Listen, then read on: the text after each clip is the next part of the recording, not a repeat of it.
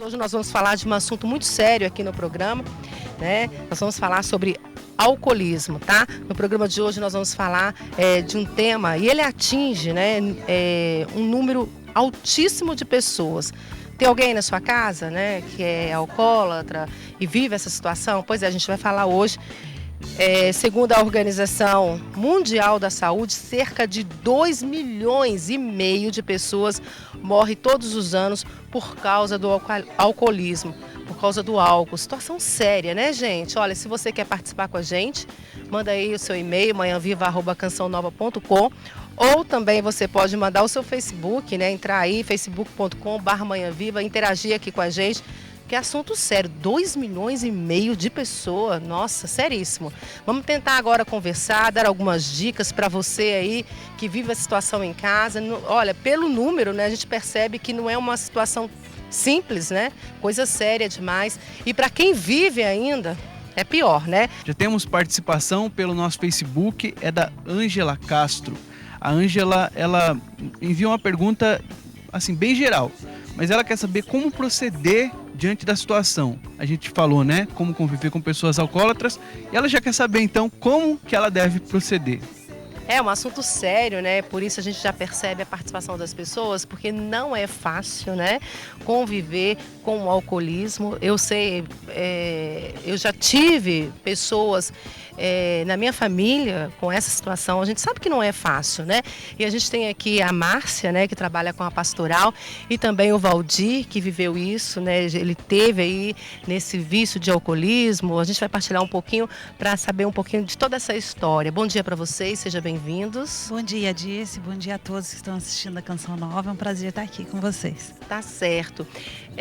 Vamos já à pergunta da nossa telespectadora, e se você também quer participar, fique à vontade, manhãviva@cançãonova.com, ou você também pode entrar no nosso facebook.com/manhãviva para falar sobre esse assunto. Como é o mesmo nome da telespectadora, me perdoa?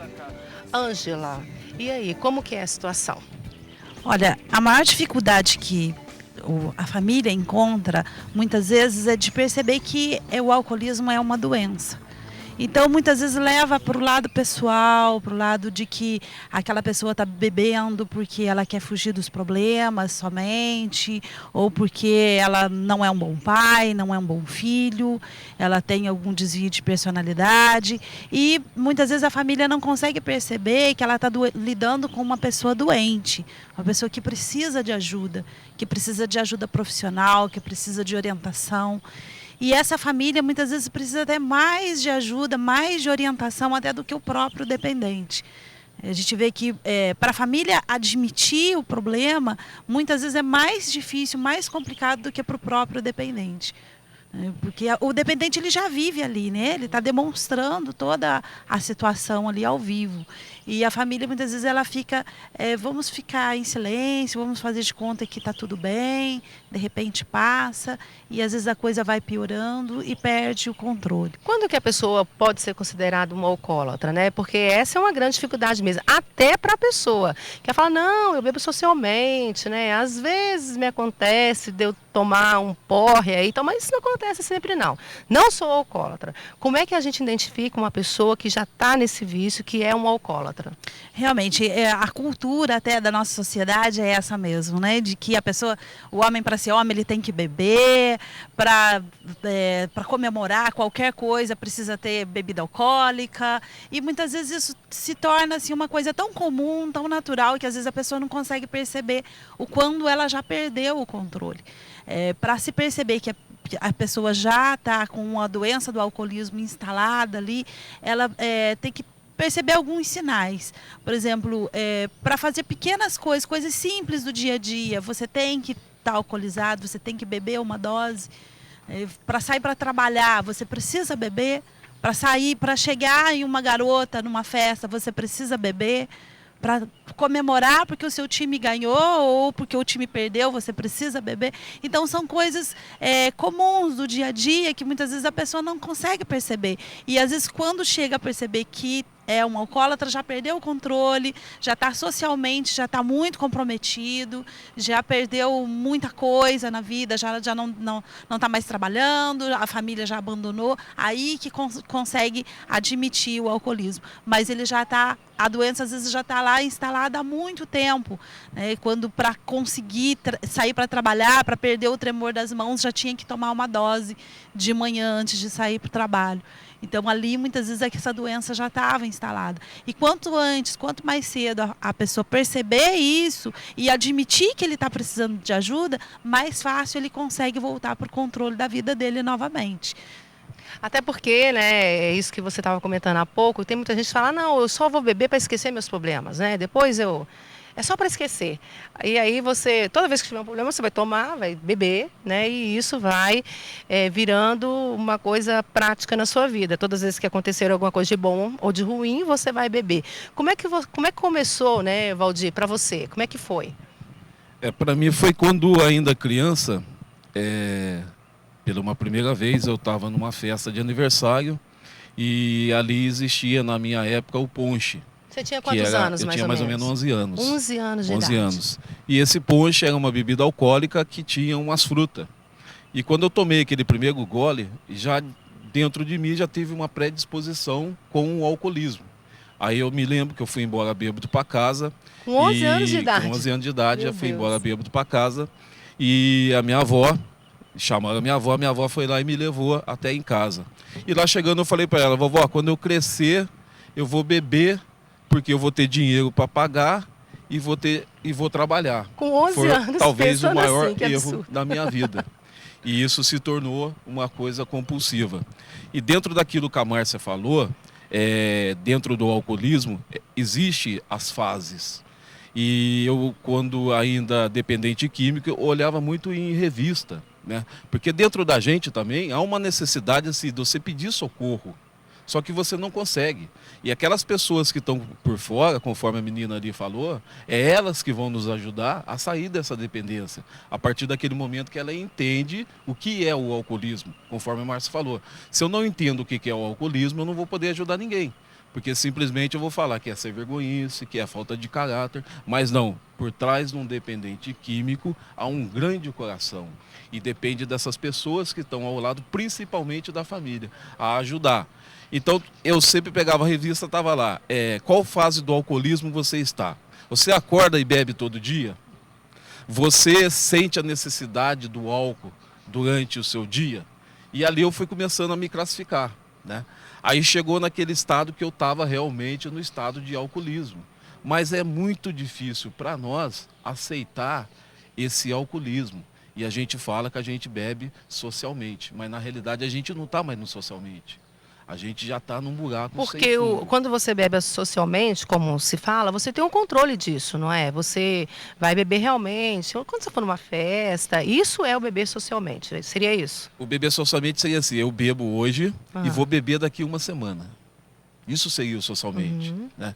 Agora, se eu bebo hoje, bebo amanhã, bebo depois da manhã, então eu já estou mais ou menos numa fase do alcoolismo. Né? Isso poderia explicar melhor um cara profissional do assunto. Mas pelo que eu li, pelo que eu entendo, mais ou menos funciona assim. E isso que você falou também no início do programa, eu não vou percebendo e no meu dia a dia eu vou acrescentando cada vez mais. Aí já vem o quê? Já vem os problemas, já vem as minhas dificuldades, já vem as minhas barreiras e eu, através das bebidas, eu acho que eu vou fugir do problema. Mas na realidade eu não estou fugindo de problema nenhum. Você está arrumando mais Estou um. arrumando mais problema. Isso que é a grande sacada que a gente não percebe. Nós que somos dependentes. É que você vai ficar momentos, né, sem pensar no problema, porque você não tem condição para isso. E aí, Dirce, nesse momento que você não vai pensar, o que acontece? Quando eu bebo, eu sumo do meu problema. Aí o meu problema começa a voltar, eu faço o quê? Eu vou beber de novo, né? Então eu vou consecutivamente todos os dias bebendo. Pelo menos não vou ter problema. E é onde eu vou virar um alcoólatra. Mais ou menos isso. Agora, qual que é a maior dificuldade, né, para se conviver com um alcoólatra? Olha, eu vejo que a maior dificuldade realmente da família é conseguir perceber essa necessidade da pessoa, porque a família acaba levando para o lado pessoal, como eu disse no começo. A pessoa ela não consegue perceber, olha, nossa, ele está doente, ele está precisando de ajuda. Ela acha que assim, a pessoa está bebendo para confrontar, para provocar, para fugir só da realidade dos problemas. Então, o dia a dia de uma família para conviver com alguém, uma pessoa alcoólatra, é muito complicado. porque acaba que a família também desenvolve uma doença que a gente chama de codependência. A pessoa que bebe, ele é o dependente, e a família, aquelas pessoas que estão ali em volta, ela se torna um codependente. Então ela tem muitas vezes atitudes de superproteção ou atitudes de rejeição. Ela vai aos extremos, ou ela protege demais, ou ela rejeita aquela pessoa. Então conviver com a doença do outro já é difícil. E depois conviver com a própria doença, que é a doença da codependência, fica muito complicado. E assunto bom, né, Rodrigo, para a gente começar a semana, porque Exato. quantas famílias esse final de semana enfrentaram esse problema com o pai, com o irmão, enfim, né? Final de Acidente. semana. E quando chega final de semana, para muitas famílias é drama. um drama. A pessoa prefere que nem chegue o final de semana. Porque já sabe o que vai acontecer. Então a gente é preocupado com tudo isso e com esse dado estatístico, né? 2 milhões 2 e milhões. meio, a Organização Mundial está falando que morre 2 milhões e meio de pessoas por causa do álcool. Sem contar que com os acidentes, como que os você... acidentes e o álcool, né, é a porta de entrada para outras drogas. É verdade. O álcool é só o comecinho.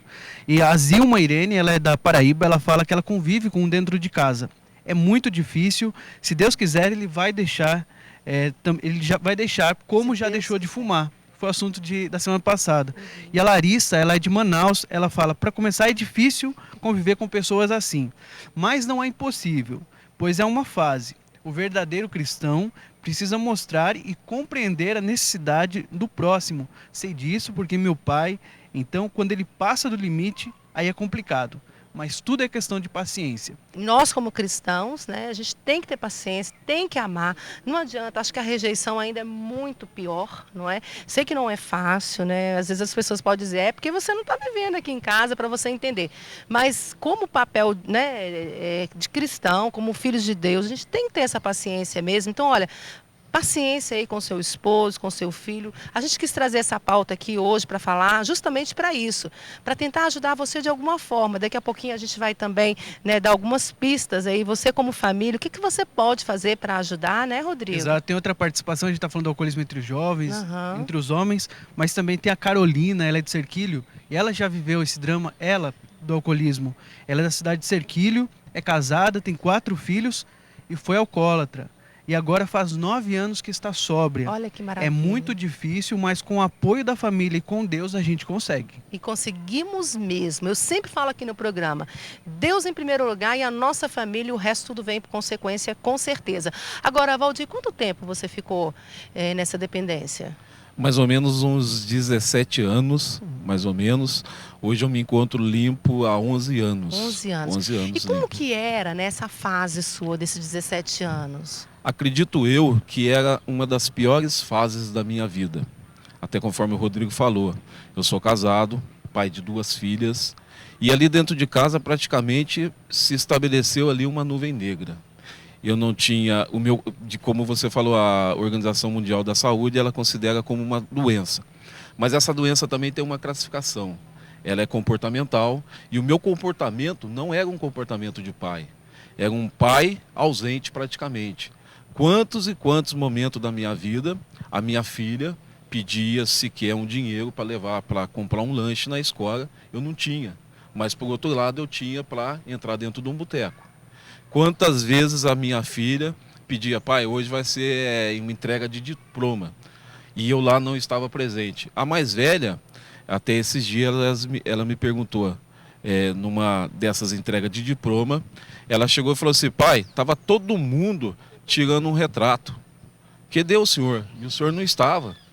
Então hoje eu vi que o alcoolismo, embora ele tenha tirado muitas coisas da minha vida, mas hoje eu me retribuí, graças a Deus. Então a dificuldade foi uma dificuldade muito grande, eu era praticamente ausente e hoje, graças a Deus, as coisas mudaram. Tá recuperando esse tempo perdido, né? Aí dentro da pastoral, né, Márcia, tem um passo que se diz o reparar.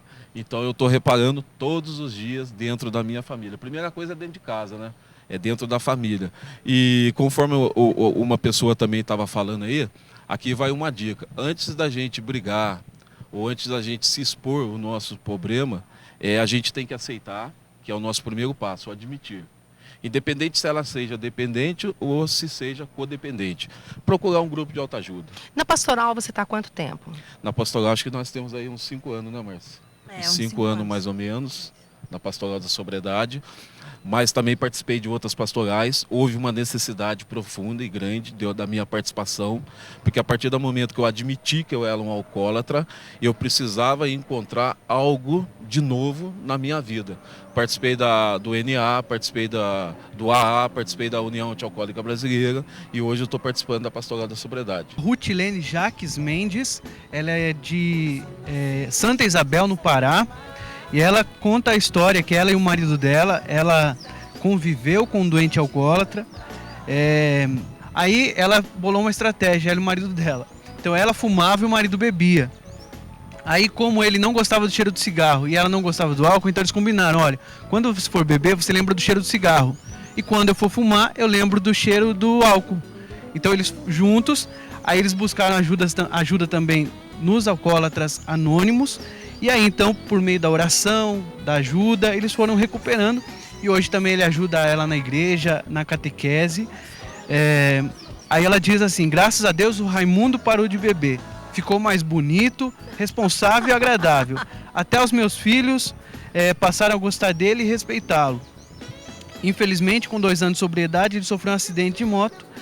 Trabalhando, veio a falecer, mas ela ajudou na recuperação.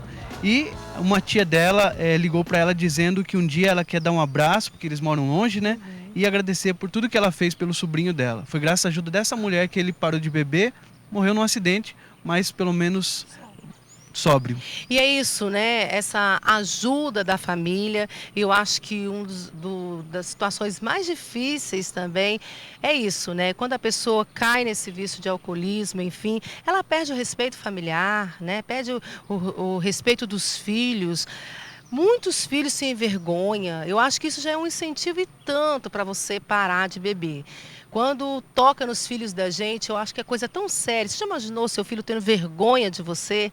Né? A sua esposa envergonhada das atitudes? Eu acho que é uma das coisas mais difíceis até para enfrentar, né? Não, Valdir? A gente trouxe aqui também a Edvige, sua esposa, para contar um pouquinho desse relato aí de 17 anos de vício. Como é que foi isso, hein? Bom dia, Dirce. Bom dia a todos.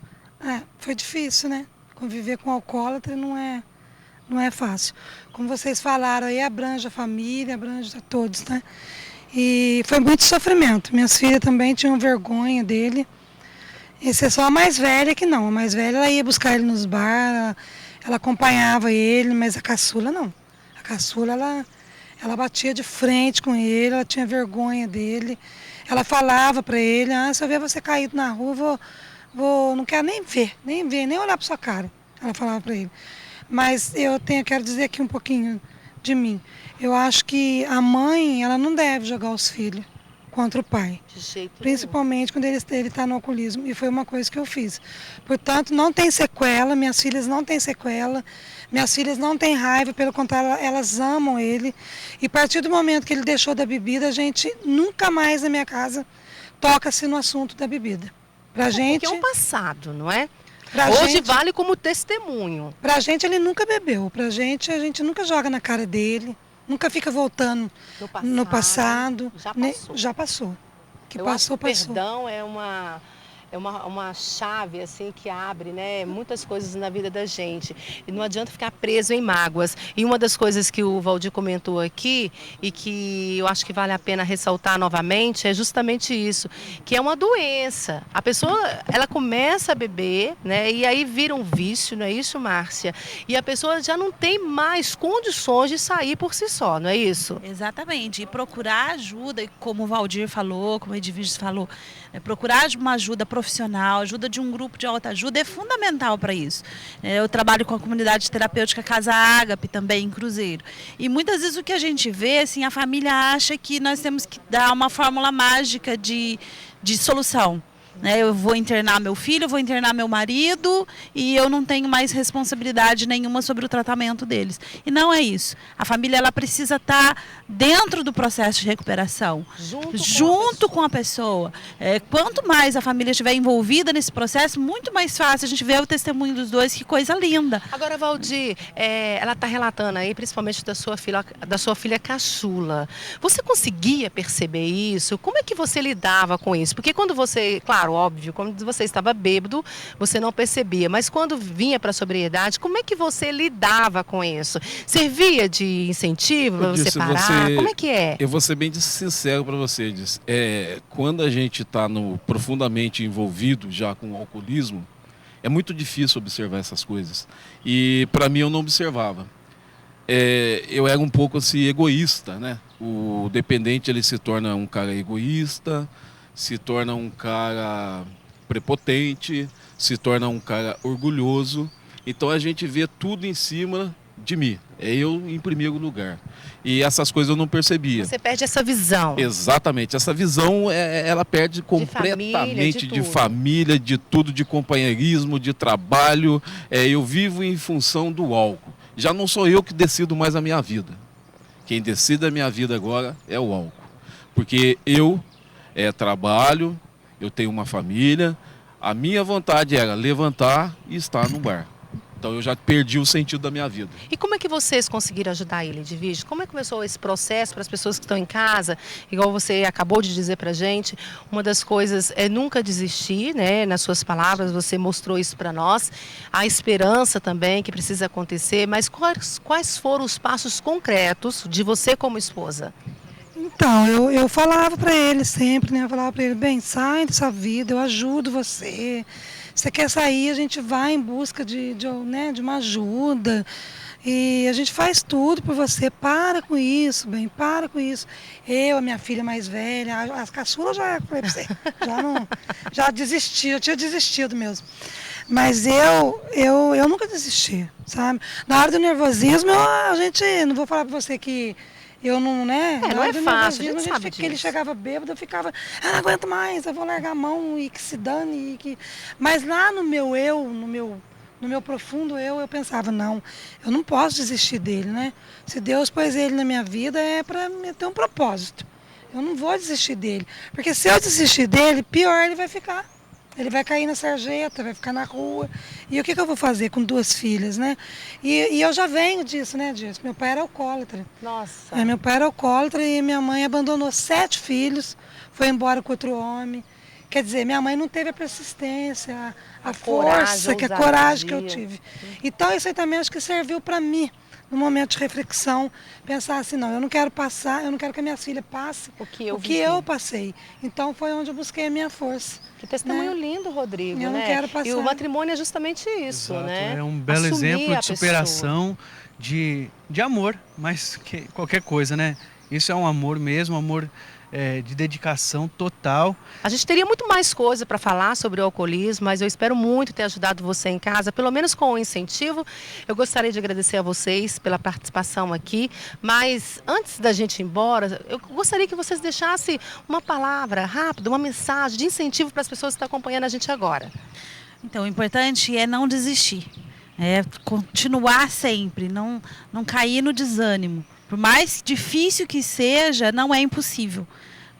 É possível. Com Deus, a gente estando nas mãos de Deus, é possível. E eu gostaria de deixar o telefone da Casa Ágape, que é a comunidade terapêutica em Cruzeiro, que trabalha com dependentes químicos e de álcool. O DDD é 12, telefone é 3143-5478. Você, família, participe da Pastoral da Sobriedade, participe do grupo de autoajuda na sua cidade. Primeiro você precisa de ajuda para depois conseguir ajudar o dependente na sua casa. Obrigado, Dirce, por essa oportunidade. Para aquelas pessoas que são de Lorena, o nosso grupo da Pastoral da Sobriedade, ele funciona toda segunda-feira, às 19h30, na paróquia Nossa Senhora das Graças. Convido a todos a estar lá. Hoje tem um grupo. Obrigado, Dirce. Foi um prazer estar aqui. E eu, como esposa, quero dizer para todas que têm um marido com problema de alcoolismo, não desistir, não desista nunca, mas primeiramente buscar Deus e a paciência e o amor ao seu marido. Não ficar criticando, xingando, que a gente vence.